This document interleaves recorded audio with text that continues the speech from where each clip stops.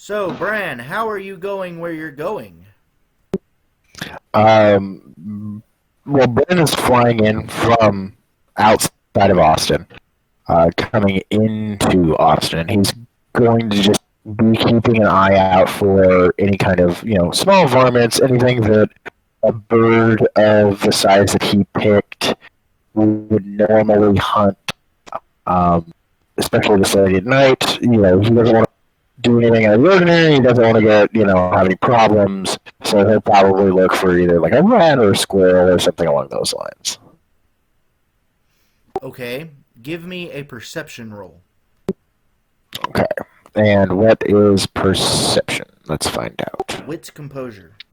Wits composure. And you want me to add all of this together? Yes. Okay, so I've got wits plus composure. Okay, so that's 8. Then I rolled a 9. You also have your acute senses to use. And acute senses, so does that just increase by 1? I forgot what the stat change is on Correct. that. Okay. So that would be that 8. We're looking at an 18. Okay, so you're flying in, and you do see several options. There are squirrels, there are mice, there are small possums. I think we're going to go for this for a small possum. It's not too far out of the way of where I'm trying to go. Okay. So yeah, you see a small possum, and I need you to give me an attack roll. Okay. I know for my attack, I use dexterity. What all do you want me to apply to this? Well, let's see here. You are currently in bird form. What kind of bird are you using? I figured for this late at night, because I assume that as I change forms, it is going to affect my ability to see, probably like an owl. Okay, fair. So that way I have some good night vision and, not going to have any issues. But I've got a dexterity of 5, and I've got a protein of 4. I have an athletics of 4. What all do you want me to put together here? What I need from you is actually none of those. I do need your dexterity and your brawl. And my brawl. Okay, well, my brawl is a 5. So that's a... That's a start. That's a dice pool of 10, right? Yeah, that's a dice pool of 10 to start. All right, so roll and don't roll a 1. I got a 3, so we're at 13. All right, so that will count for the sake of the game. 7 is 1 success, plus 4 is 11. So you have 2 successes because you rolled a 13, right? Correct. All right, so yeah, you swoop down and you grab this possum up from the... Do you want to grab it and fly off with it, or do you want to just land and go for it where it is? Because you're out in the middle of nowhere right now.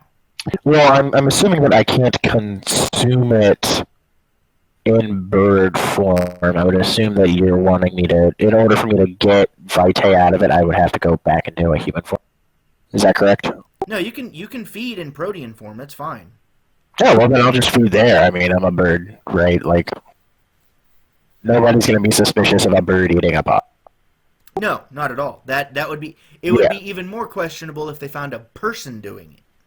Yeah, right. But I just wanted to make sure that that wasn't going to be an issue. So, yeah, I'll feast on my prey, and then I will head to the lion's den. All right, so what I need you to do is I need you to roll me a d10. Don't add anything to it, just d10. Okay. I got a 4. You gained 1 vitae from that possum. Is there any kind of goal number you have for us for feeding like this, or do you just... Well, as long as we have... Vitae counts as kind of like your energy in the game. Some disciplines require vitae to be used. For instance, your protean would require vitae to be used. So you've probably used a good bit of your vitae to be traveling this far. You will be able to get to the lion's den, but once you get there, you will need to feed almost immediately. Otherwise, you may go into blood frenzy. Yeah, it may be worth me hunting for a bit then. Let me try to get some more. Yeah, I'll try to get a couple of more small animals. So let's go with I don't know, maybe like a squirrel. Okay. Give me another roll.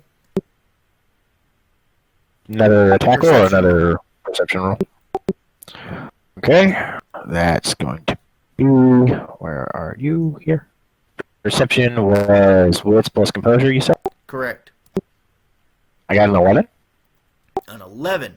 That's 2 successes. You find one. It's not really a squirrel. It's more like a chipmunk. That's nearby you. That'll work. Okay. Another attack roll. Dex brawl. I got a 4 plus 10, 14. Okay. That is. Yep. That's 2 successes. You're close to your 5th one or you're close to your 3rd one. The 3rd one would be, I believe, 15. Yes. So you got a 14, right? Yes. Okay. Yeah. You have 2 successes. 2 successes. You Yes. grabbed this chipmunk. You begin devouring it.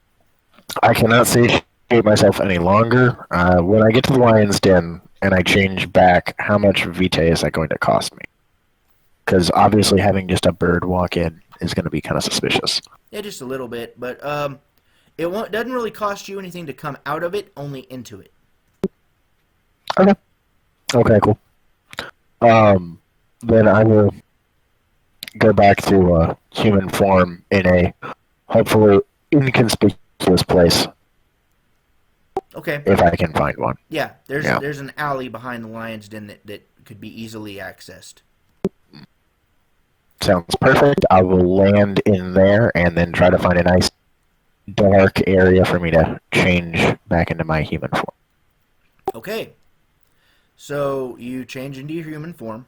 So you come out of the alleyway, and to your right is it basically is the strip not club, but it's like the strip mall where the lion's den is. And you take a right, you come around, and it is the second like restaurant, because it is kind of in a restaurant strip mall. It's the second door there, so you can easily just walk up to the door. Okay. There's no one currently standing at the door, like taking IDs or anything, so you can just open the door and go in. That sounds like the plan then. Upon entering the lion's den, it doesn't look like you would expect.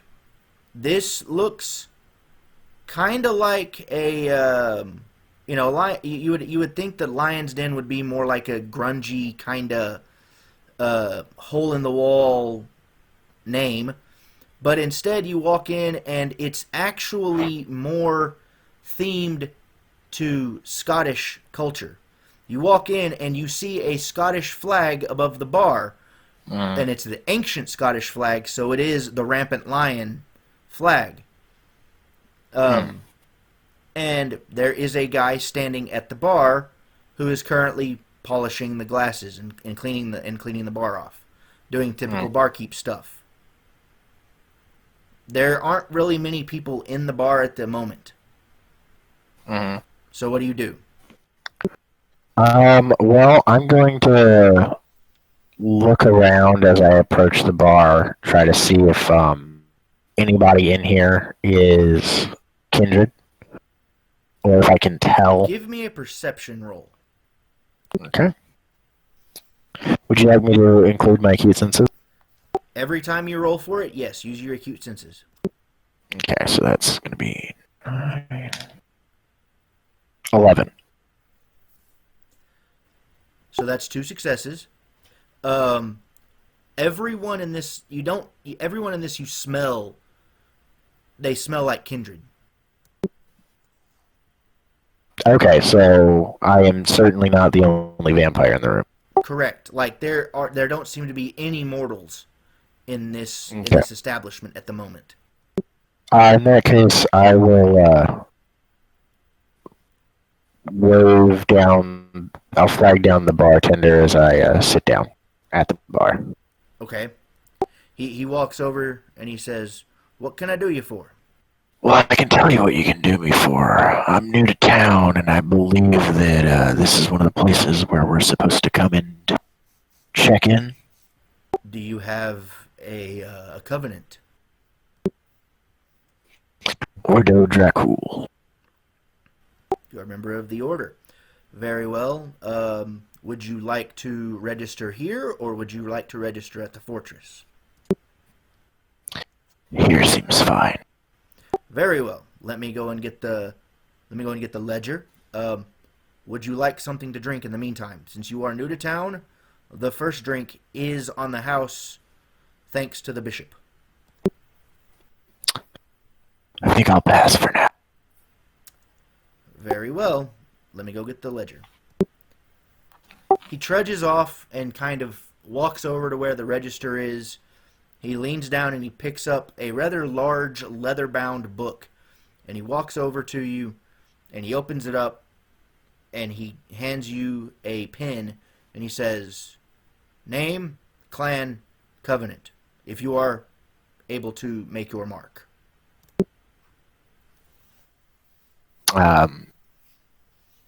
And he'll fill out his name and Clan Gangrel and Ordo Dracul. All right. And then he goes, okay, Bran Finnick, really interesting. And you are Gangrel, very well.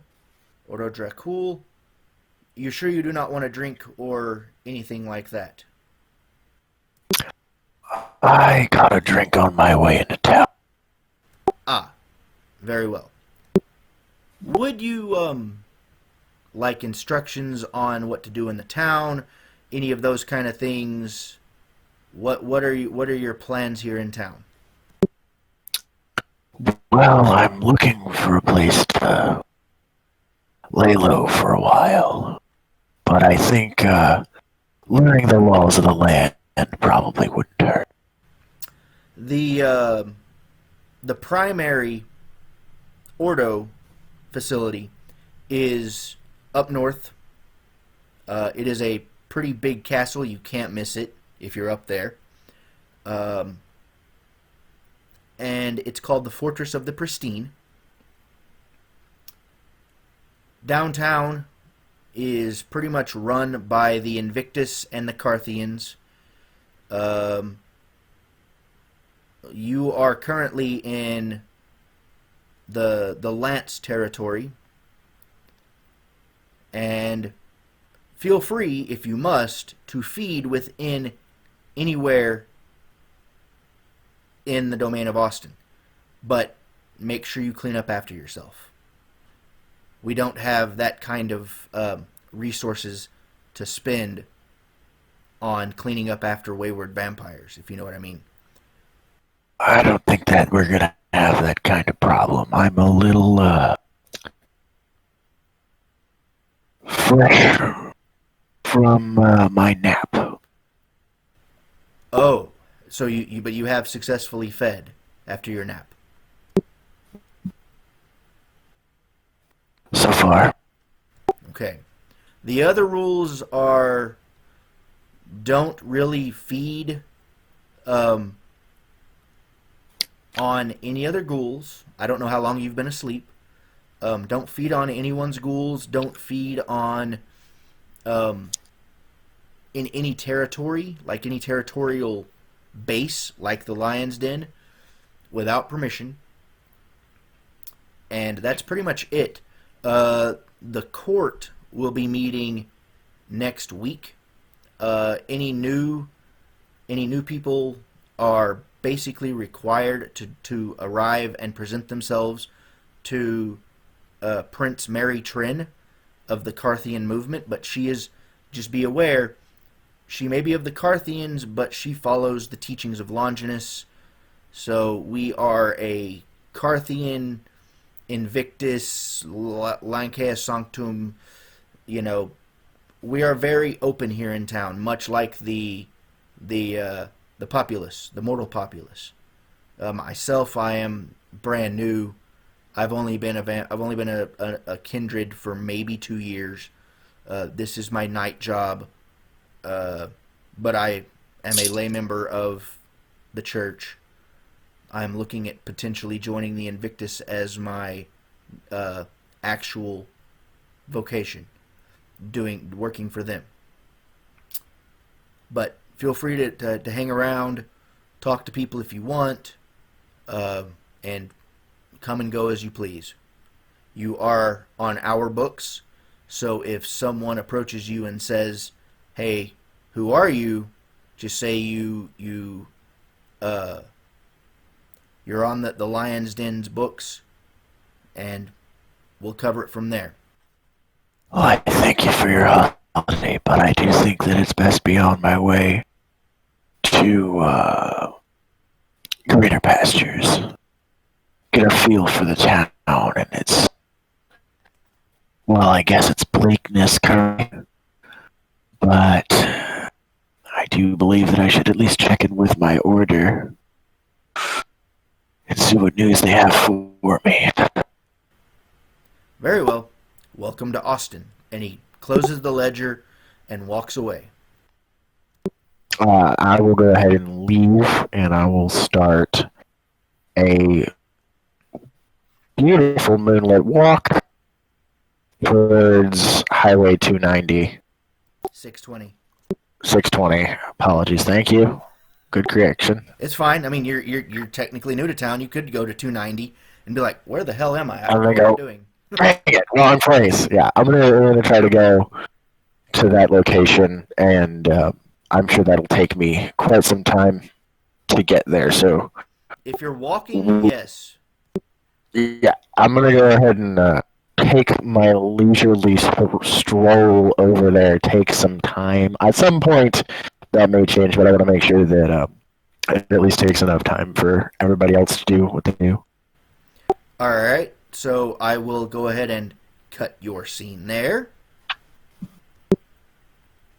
Kelsey, are you with us? I'm here. All right. So, how is Nikki going about feeding for tonight? And you are living in Austin, correct? Correct. So, how are you feeding? Are you starting out at the fortress? Are you going to one of the clubs? What is our lone Deva doing? I am starting out at the fortress. Okay. Are you feeding at the fortress, or are you going to just report in? What are you doing? I am reporting in / possibly feeding at the fortress. Okay. So, being that you live in the fortress, you understand that there are several ways and levels where feeding is available. Mortals are only allowed on certain, well, unclaimed or unfed mortals are only allowed on certain levels of the fortress. Your current regent, who is Vigo, is in the dungeon part of the fortress. And you know this because that's kind of where he hangs out. Okay. Then I'm going to go to the basement and deal with Vigo first. Alright, so you come downstairs and you are immediately recognized by the door person of the dungeon and allowed in. Upon entering the dungeon, this is actually the quote-unquote strip club area of the fortress. There is loud music. There is a lot of mortal drinking allowed. Drugs are prevalent here. Kindred can feed, but they have to be careful. There are booths that you can go and take your food or your food. Take your person and feed on them in private. That's available. Vigo is currently sitting at the bar, chatting up with the bartender there. I'm gonna look around, kind of get a feel for the scene as I make my way to the bar and sit down next. Alright, so you sit down next to Vigo. Vigo is a fellow Deva who is rather attractive. He does have a very chiseled jaw that is highlighted by a thin beard and longish hair. It's about shoulder length. He's wearing a red and black suit with a tie, and he is currently talking with the barkeep, whom you haven't really met because he's new, but you kind of get creeped out by him. He's a Nosferatu. It's a really weird choice to have as a barkeep. Hi, boys. Ah, Nikki, says Vigo. What are you doing here? What's going on? Not much. Checking in. Wanted to make sure you didn't need me before I was taking care of other business. Ah, it's good that you showed up. I was going to be calling you later today, or tonight, rather, to let you know that I want you to do some digging.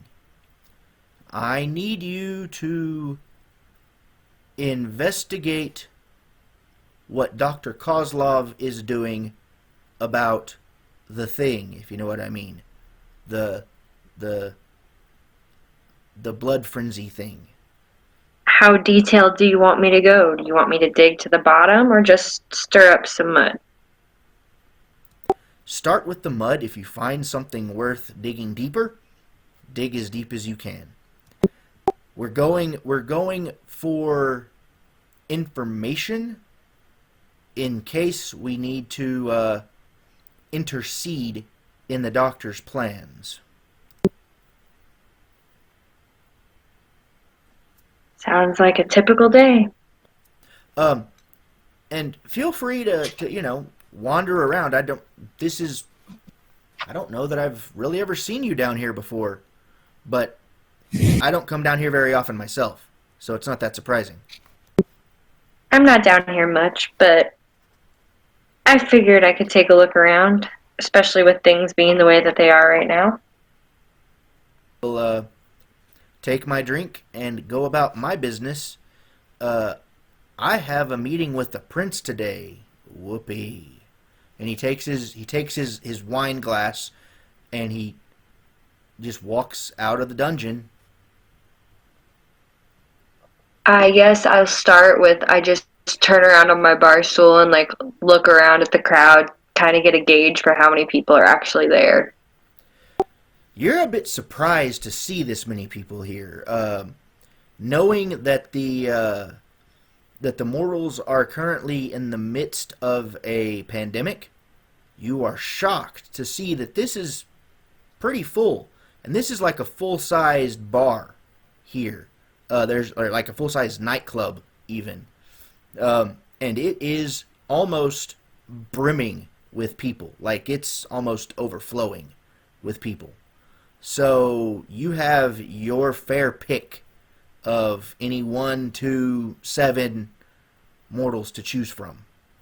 I'm gonna start looking for somebody who's kind of isolating themselves then. That seems to be by themselves. Alright, roll me a perception with composure. I got a 5. You got a 5 total? Yes. What did you roll on the dice? A 2. A 2. So your wits and your composure are 3 total. Forgot my wits. This is my brain. I got an 8. An 8. Okay. So you actually see 2 different people, different directions. To your left, you see a relatively middle-aged man sitting at a table alone, who is he's sitting there and he has a full pint in front of him, and you can tell because it's a clear glass. Off to your right, you see a relatively young woman who has an empty glass of what would probably be wine, as from by the look of the glass. I'm going to turn around and ask the barkeep, can you get me another glass of whatever she was drinking? I sure can. Coming right up. And he kind of turns around, begins kind of looking at the glasses, raises his hand up to the top shelf, and pulls out a dusty bottle and pops the cork on it and pours a stout glass of a bright white wine. And he hands it to you. Thank you. My pleasure. It'll be on your tab tomorrow. Perfect. And then I get up and I walk over and I just put it down in front of her. She kind of looks up and is like, oh, well, thank you. I think. Do I thank you? I don't know you. I've never seen you before, and I come here all the time. Who are you? I'm new. My name's Nikki. And I've learned that you never want to be alone in a bar with nothing to drink. It's very true. Are you one of our, I guess the word is hosts here? I guess that's a fitting term. Oh, wonderful. So I take it you also want something from me then, right? You're quite straight to the point, aren't you? I can't help it. It's just the way I am. But yes, if you're going to be blunt, I can be blunt as well. I don't usually see your kind or ones as attractive as you, to be honest. Usually the more gruff and kind of rude hosts come to me. I'm surprised I've found you, or you found me. Well, clearly they have not been treating you right then. We should fix that. I'm more willing now with you because at least you're being kind to me about it. The last guy that did this straight up walked over to me and I woke up in my apartment, didn't know what happened. That's not the way I work. Okay, well, how do you work then? I prefer to be straight to the chase with those who feel comfortable with me being that way, and you seem to be. So then the question becomes, how would you like it to be handled? Okay, well, do you want to do this in public or do you want to go behind one of those curtains? I don't care either way. Let's just say I've encountered it both ways. Why don't we go behind the curtains? Privacy never hurt anyone. Okay, that sounds good to me. And she kind of gets up out of the booth or begins to get up out of the booth. Did you sit down or stand? I'm still standing. Okay, so she's getting up and getting out of the booth, and actually, ironically, the booth next to y'all is one of those stalls, and it is currently open. Okay, so I just kind of guide her a few steps over and into the booth next to us and pull the curtain closed. All right, and it is a full-length curtain. Like, it goes all the way down, all the way up to the ceiling and all the way down to the floor. So it is a full concealment thing. Inside the booth inside this little stall is it's actually relatively nice. It has a small, almost futon-style bed on it. that you can make into a couch. It is currently laid out flat.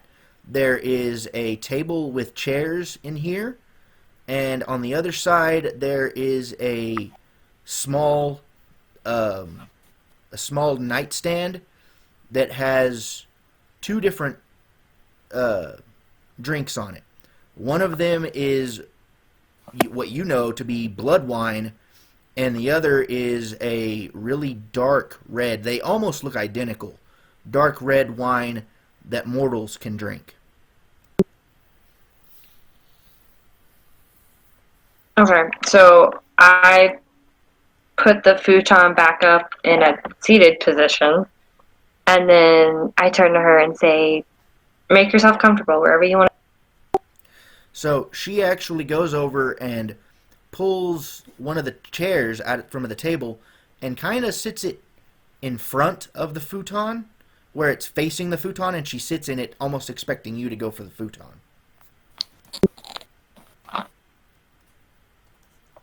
Okay. I walk over to the nightstand and pick up both glasses and move them over to the table, but putting the regular wine or darker wine in front of her and keeping the blood wine in my hand. Okay. These are actually carafes, but there are glasses available that I was telling you about. Moving the carafes. Yeah. Okay. Cool. I kind of look around, not sure what to make of her being so bold, and sit down in front of the futon or on the edge of the futon, since it seems to be what she. Give me a wits empathy. I got a 17. Ooh, nice. 3 successes. Wow. Okay. She is actually really nervous right now. She's just kind of playing it cool. Are you scared of me, or are you scared of the situation? Because I can feel your nerves. Would it be bad if I said both? No, it would be honest. And I don't get that a lot. Well, it's both. Can I do anything to calm you down?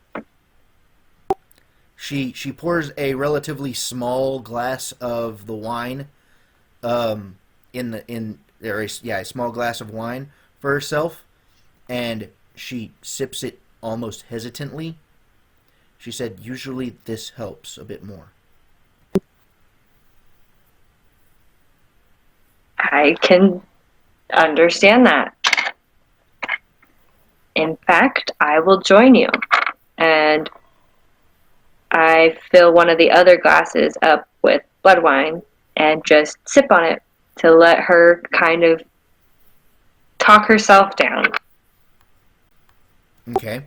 Well, she sits there, and she kind of she sits there, and she actually leans back in the chair, and begins to sip on the wine a bit more. She says, "So, why did you pick me? There were hundreds of others." Just a feeling, intuition. I seem to have a decent sense of reading people. Interesting. It wasn't just because I was alone, and well, my glass was empty. That's a helpful factor, but no, not my deciding factor. Mm-hmm. Well,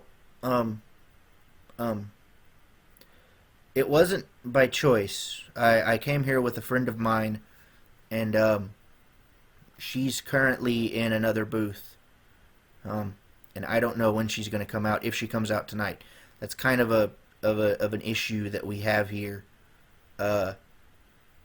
We're kind of somewhat required to show up. This place pays our rent, so yeah, if we don't show up, we don't get our rent paid. And it's like we have to show up twice a month, and I never like it here. That's odd. I haven't heard of them doing that. Well, that's the way most of us that are what we've been referred to as stock. That's the way that we are treated. It's not that we don't mind, but it's, a bit taxing on the person that does it. Well, I think anyone who is referred to as stock would be uneasy and unhappy, and therefore uncomfortable. Yes, and I almost want to just say let's get this over with, but you're being so kind to me that I actually am comfortable and kind of want to get to know you to some extent, but I'm also worried that your kindness will just get me killed.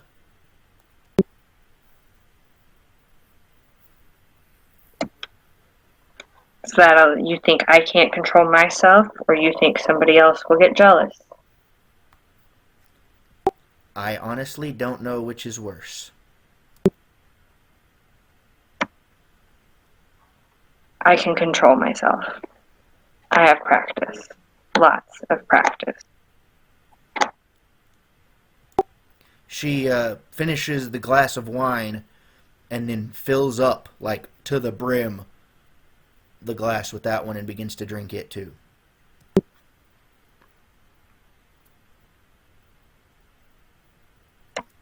Girl is trying to get frickin' hammered. She says, this is good, but if I drink too much of it, I might not remember you, because that's what it does. Yeah, the wine here is really strong, especially whenever it's with us. And the last time my friend came with me, she was taken by one, and she ended up drinking an entire, one of those, and she points at the carafe, and she was like, she didn't remember she even came here for 2 weeks. We tried to tell her that she did, but she couldn't remember any of it.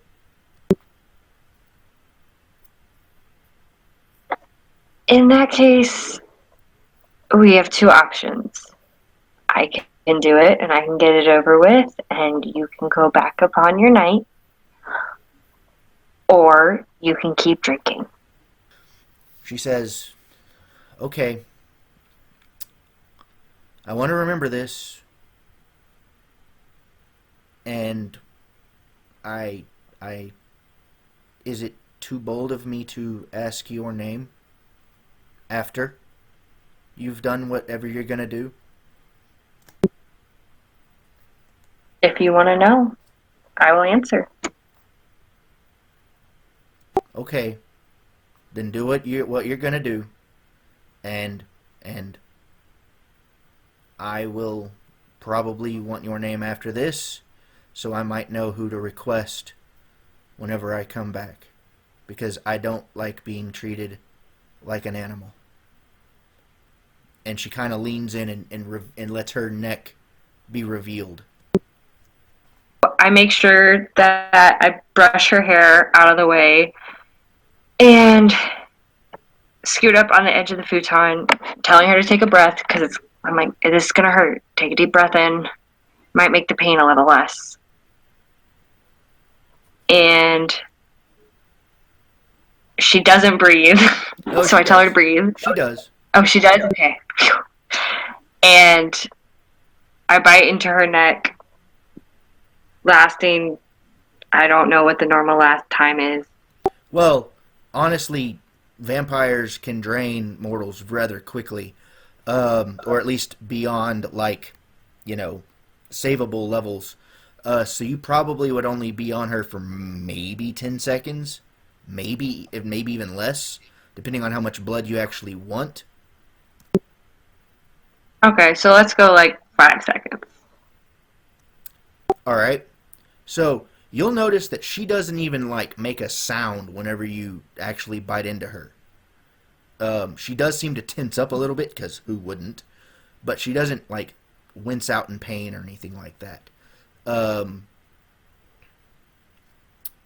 So you take your fill from her, and whenever you release, she kind of puts her hand on her on the bite mark, and is like, okay, well, that was a thing. I usually don't remember feeling it. That's bizarre. Huh. Okay, thank you. And yes, I do want your name. It's Nicolette, but everyone calls me Nikki. Nikki. Okay. I'm Madison, but everybody calls me Maddie. So we have nicknames. Woo. Nicknames in common.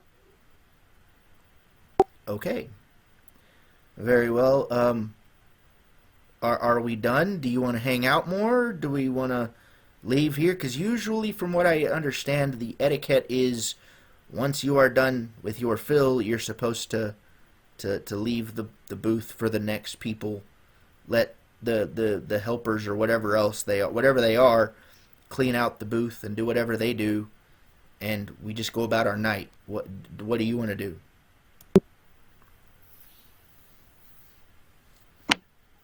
We can go, but for being so great, let me at least get you another glass of the wine you wanted. Okay, that's fair. We can go get that, and yeah. So she kind of stands up, a little bit, shaky, because you did just drain a little bit of blood from her. And she kind of walks toward the curtain, and she says, we're not allowed to touch the curtains. I stand up quickly and go move the curtain to open it back up so that we can leave. Okay, so you get up to move the curtain, and you do that, and you guys walk out of the booth, and she goes over to the bar. Do you follow her? Yes. Okay. So you follow her to the bar, and she's like, "Can I have another one?" And she tells it to the barkeep, and he goes, "Oh, well, sure. Hold on." And you see, whenever she looked at him, she kind of flinched whenever she asked if she could have another one, because he had to reset his obfuscate, so he had to, like, not be as monstrous. So he quickly took a shot of what looks like straight blood, and then transformed back into what looks like a normal human. And he reached up and he grabbed the bottle again, and he poured her a reasonably sized glass. He didn't fill it up all the way. She didn't ask for it to be filled up all the way. And he's like, "Is that enough? Do you want more?" And she goes, "No, that's fine." And he goes, "Okay, very nice. This one's on me, since yeah, that was on me. Here you go." And then he walks away, leaving her there. What do you do? I kind of watch him walk away confused, but just like, that was weird. And then I turn to her. I can stay for a few minutes, but I have some work I have to tend to. This is straight But up this her way I can at face. least... She looks like she kind of flinches, like, "Work? What?" I'm a journalist. I'm an investigative journalist. I just have to get some time in before the sun comes up. How are you people workers? What? That doesn't make any sense. I don't... What? I like writing. It makes me happy. So I found a way. Okay, then. It's a little strange. Do you do anything in town? Like, can I read your work in town? Sometimes. I have a piece that I'm working on that will be out in a couple weeks that you might be able to read. Okay, I'll be on the lookout for it. So, do you have a pseudonym or a last name that I can be on the lookout for? Yes. My last name is normally how it gets published by. I go by Garcia. Nicolette Garcia or Nikki Garcia? Nikki. Nikki Garcia. Okay, I'll be on the lookout for it. So, I guess sit down, hang out with me for a little bit. Sure. Okay, that's where we're going to pause your scene so I can jump over here to Phil. Alright, so, how is Dave going to be getting fed tonight? So would it be like unusual for a high-ranking Invictus to stop by the Olympia? No, I mean, it's actually kind of common. Okay, I just then yeah, that's if you do, whenever you do show up, you're automatically like given VIP treatment because you're one of the most high-ranking Invictus members. okay. Yeah, then I'm gonna go to the Olympia. Alright, so upon arriving at the Olympia, you actually see that there are, well actually, are you coming in from work or from your haven? I'm not too familiar about the geography. I mean, is it close to the Google It's a few blocks. office? Okay, I mean, if it's just a few blocks, then yeah, I'm gonna be coming in from work. Okay, so you leave the Google building and you come over to the Olympia, with just a few blocks, and you notice that there is a steel fence that kind of blocks off an outdoor area, and then a steel fence that kind of leads into the front door of the Olympia. The outdoor area is where, you know, people hang out and have drinks. It's easier to do socializing out there than it is inside, because inside there's usually, like, you know, music and things that are louder to talk. Yeah. So I'm gonna go inside then, since like you said, I'll probably get VIP treatment. Okay, so as soon as you walk in the door, the doorman, who is a mortal, immediately recognizes you for being one of the VIP guys, and he goes, "Oh, well, you're here. Do you want your usual room?" Yes, the usual. Very well. Let me go and see if I can get that for you. Hang on. And he kind of walks away, and goes over to the bar, and he points, and you know that the barkeep is, you know that it's Mary Sue, and she goes, "Oh, yeah, sure, we can do that. We can arrange that." So she then kind of summons you over to the bar. All right. Do I know this Mary Sue? Yeah, she's been in town as long as you have. And she's a fellow kindred. Yeah, Okay. She's a Deva Invictus. Okay. So then yeah, I'm gonna go up to her, the bar. Okay. She says, "Well, you're out of work early. What's going on?" I got a bit hungry.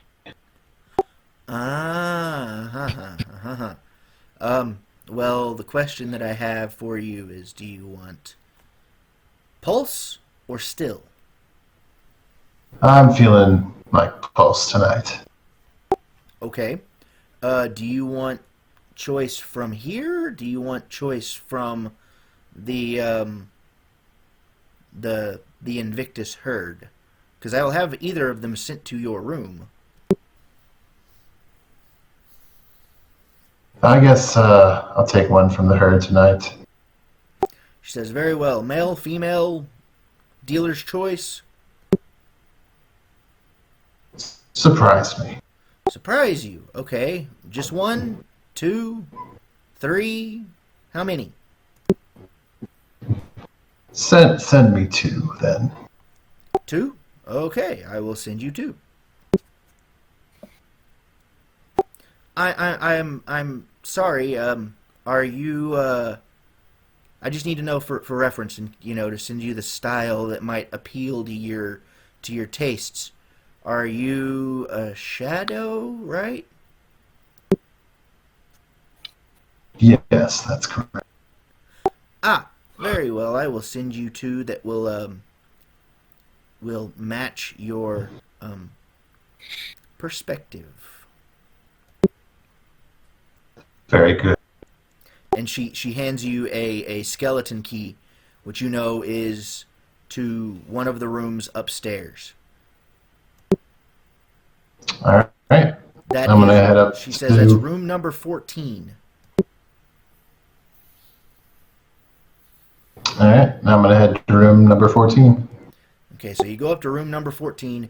You unlock the door, and in this room is it's basically a loft apartment. It is filled with all types of luxurious furniture. You could arguably live in this place. There's one small problem. It's tinted glass. They can't see in, but the sun can get in here. They can't see inside, but the sun can kind of peek in and cause problems.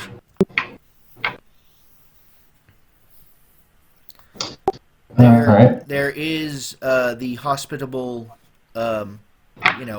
carafe of wine, which you secretly know was actually made by Mary Sue, and she has leased it to every other bar here in town, every other kindred bar here in town.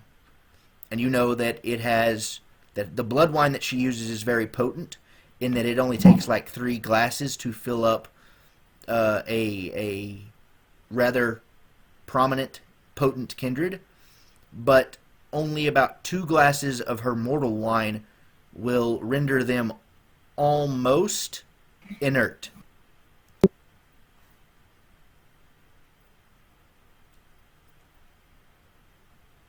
Will render mortals.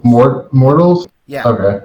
Her mortal wine that she has made will render almost every mortal inert. Okay. And there's a glass of the blood wine as well as there's a carafe of both? Yes, there's a carafe of both. Okay.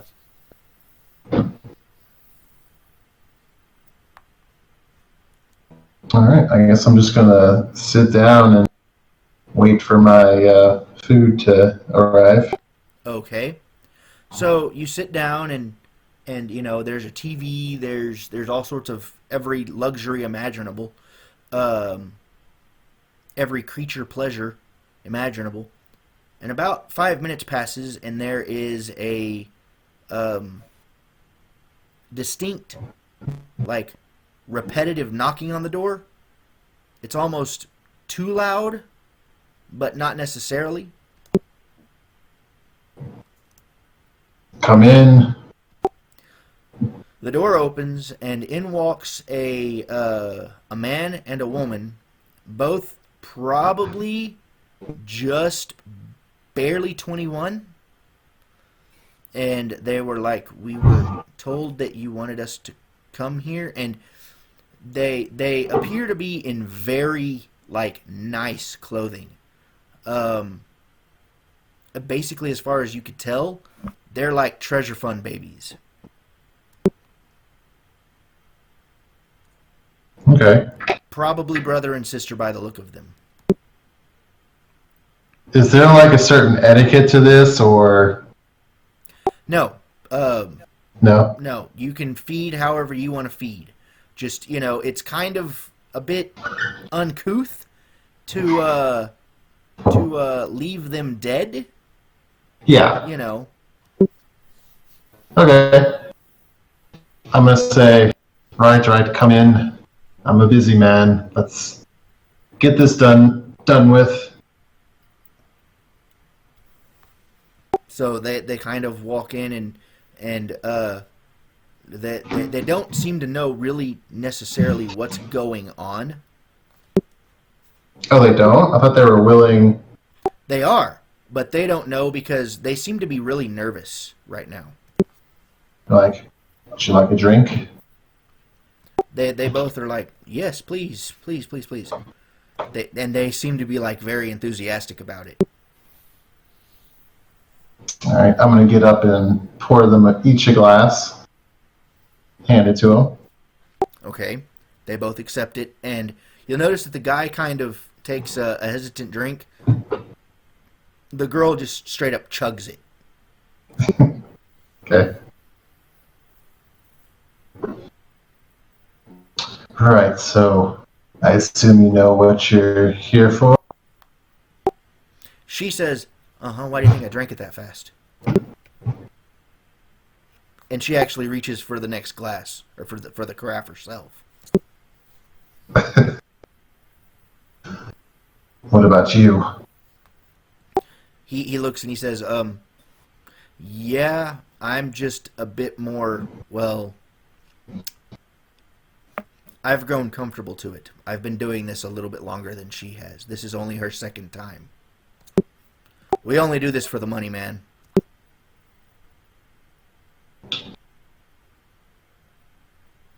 Yes, I understand that. Well, like I said, I'm a busy man.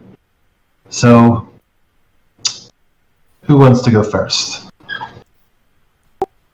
She points at him, and then she takes another pull on that glass of wine that she just poured, and he goes, "All right," and he takes off his All right, show me your neck. jacket. He takes off his jacket and he kind of pulls his collar down a little bit, and he goes, "All right, it's a good thing I'm gonna go buy a new shirt after this anyway."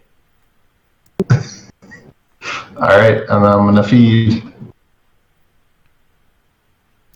Okay.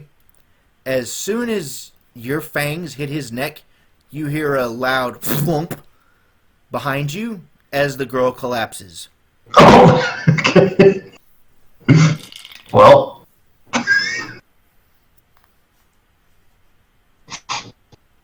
I'm gonna keep feeding and deal with that when I'm done. Okay. So, give me a D10 roll. 10. 10. Wow. Yep. All right. You are almost full just off of him alone. Okay. And then I'm gonna be like, oh, guess she had too much of the wine. He kind of pulls the collar up and grabs his jacket and he says, "Yeah, the last time she came here, she didn't wake up the next day from the wine. So that's probably going to happen again." And she did that again? She's not particularly fond of doing this. This is paying for her education. I'm not arguing for that. She doesn't even move. I mean, she's pretty much unconscious from the wine. You take your one vitae from her, and he's already made a point to push a button on the door, or not on the door, next to the door, that is meant to send in some help to carry out any of the collapsed mortals that either drank too much of the wine or were rendered unconscious from feeding. And not a minute later, there's a silent knock on the door, and the mortal actually walks over and opens it, and they don't ask questions, but two kindred come walking in with a stretcher that's velvet lined stretcher, mind you, and they pick her up and they put her on the stretcher, and they just walk her back out. And he goes, "Hey man, thanks for the 10 grand." And he walks out and he shuts the door. All right. I guess I'm done here. Yeah. So, do you leave Olympia, or do you go downstairs and socialize, or what? I'll go back to the. I'll go back down and guess look to see who else is around that I know. Okay.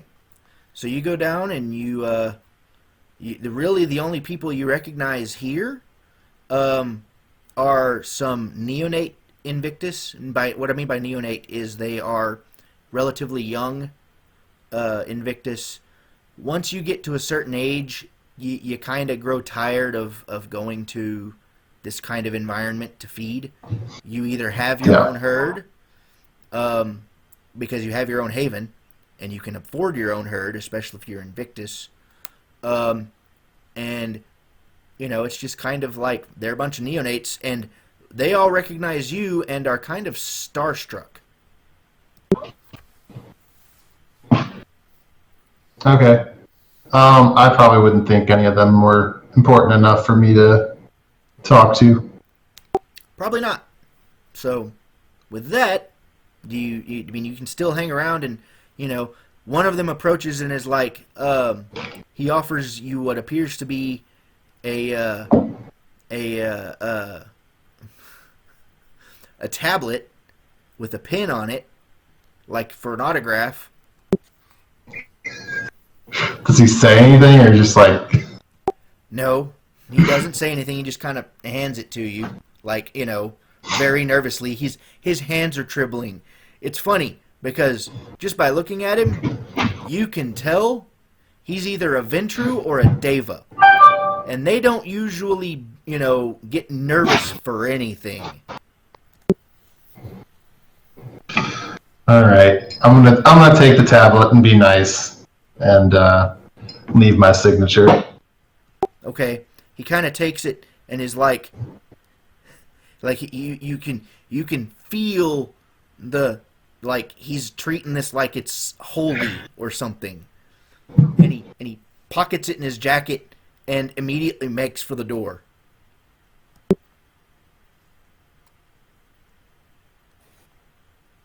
Would I think that's suspicious? No, you're just like, well, I just made his night, possibly his week, maybe even a year. I don't know. Okay.